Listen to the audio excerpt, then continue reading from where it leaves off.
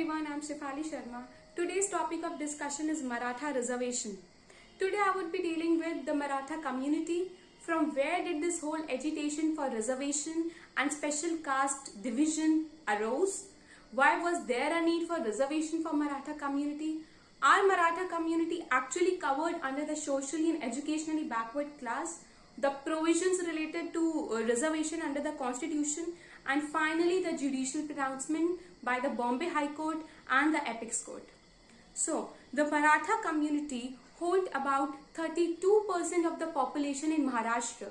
They were known as warriors or landholders because of their independency in the agriculture. They were dependent on agriculture.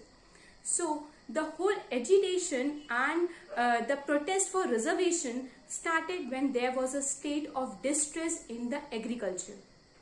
In the year 2014, there was an ordinance passed by the government of Maharashtra which provided reservation of 16% to the Maratha community. Though the ordinance was stayed by the Bombay High Court in the same year. In the year 2017, the Maharashtra government made Maharashtra State Backward Class Commission, and this commission was chaired by retired Justice N.G. GAIRWAD. Upon the recommendation and upon the report of the 11 members of the commission headed by Justice N.G. GAIRWAD, it was proposed and it was concluded that the Maratha community was falling under the socially and educationally backward class group and they need reservation in order to uplift and protect their rights. Upon this commission, the Maharashtra Assembly passed a bill in the year 2018. And the bill proposed 16% of the reservation to the Maratha community or the people of Maratha. And this is what is called Socially and Educationally Backward Class Act of 2018. Now giving a pause, let us refer to the constitutional provisions of reservation. Okay. Referring to Article 15. Article 15 of the Constitution under Part 3rd of Constitution talks about non-discrimination policy. Okay? It says that there should be no discrimination against any citizen on the basis of 5 grounds. That is religion, race, caste, sex and place of birth. Clause 4 of Article 15 empowers the state to make such provisions for the advancement of socially and educationally backward class community or groups. Okay, that the state is empowered to make certain provisions for the advancement of the socially and educationally backward class community. Article 16 talks about equality of opportunity in the matters of public employment. Okay. Article 16 clause 4 talks about that the state can make certain provisions as to reservation of backward class community in any public employment. But a very crucial condition is that that community, that backward class community should not be adequately represented. Now coming back to the Socially and Educationally Backward Class Act of 2018. The constitutional validity of this act was challenged against the Bombay High Court. And Bombay High Court ने क्या कहा? Bombay High Court ने कहा कि जो 16% reservation है वो 50% ceiling limit से एक्सीड कर रही है, इसीलिए आप उसको रिड्यूस कर दीजिए and maximum 12% reservation for the Maratha community आप एजुकेशन में कर सकते हैं and maximum 13% reservation for the Maratha community can be granted for the jobs. ठीक है, तो उन्होंने बेसिकली बॉम्बे हाई कोर्ट ने क्या किया, उसने जो 16% था उसको अनजस्टिफाइड डिक्लेयर करके बोला कि आप उसको रिड्यूस करिए और मैक्सिमम 12% तक रखिए for the education and maximum 13% तक रखिए for the job purposes. Okay. Now, since the matter involves the substantial question of law of the Constitution, the case was referred to the Constitutional Bench of the Apex Court. And finally, on 5th May 2021, the Supreme Court pronounced its judgment with respect to the Maratha community reservation.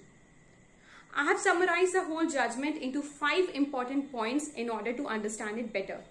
The first is that the Supreme Court said that if there will be certain special class division of the Maratha community, it will violate the basic feature of the constitution. It will violate Article 14 and 21 of the constitution, which talks about right to equality and due process of law respectively.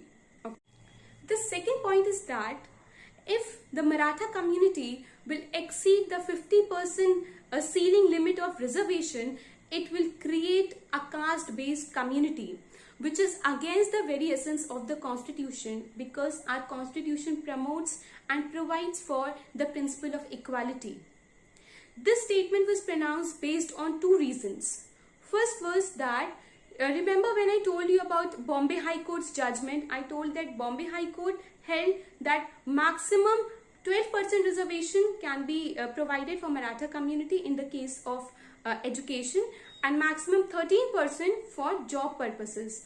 But the Maratha Reservation Act held that there was 64% of reservation in the case of education and 65% of reservation for Maratha community for job purposes, which was violative of the 50% ceiling limit. Now, are you aware of Indira Swamy case of 1992? If not, let me tell you. In the case of Indira Swamy, it is a landmark case on reservation because the 50% ceiling limit policy was held and was declared only in the case of Indira Swamy.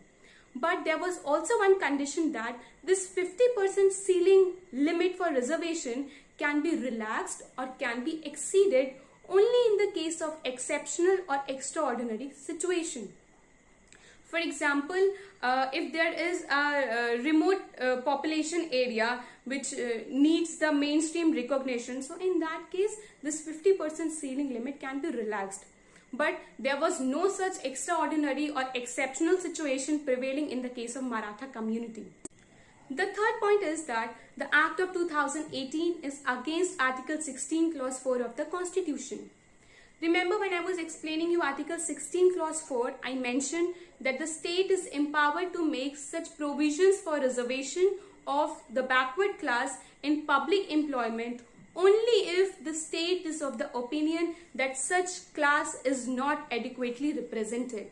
But in the case of Maratha community, the Maratha community holds a prestigious representation in central services. Also, being mainstream of national life, they hold politically dominant caste in Maharashtra. The fourth point is that the report of retired Justice N.G. Gaikwad is not reliable. The court held that the report of Maharashtra State Backward Class Commission, which was chaired by retired Justice N.G. Gaikwad, was not reliable, and the recommendations upon which the Maharashtra Assembly passed the Socially and Educationally Backward Class Act of 2018 lacked certain scientific and adequate data.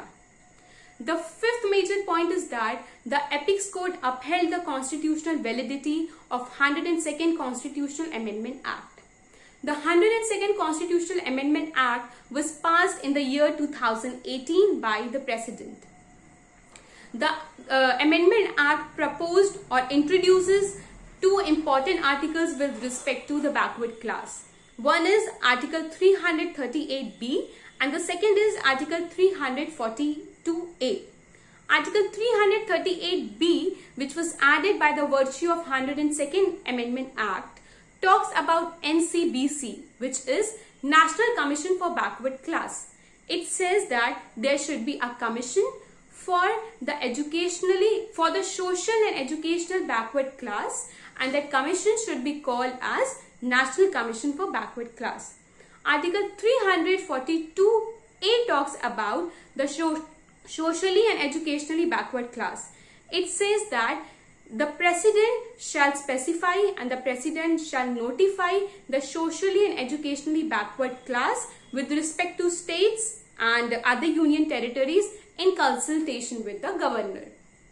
So, keeping all these points in mind, the Apex Court held that the Maratha reservation, which was provided to the Maratha community by the virtue of the Socially and Educationally Backward Class Act of 2018, exceeding the 50% ceiling limit, is unconstitutional and it should be struck down. Accordingly, the Act of 2018 was held unconstitutional on 5th May 2021 and the Act was struck down. So thank you. That was all from my part.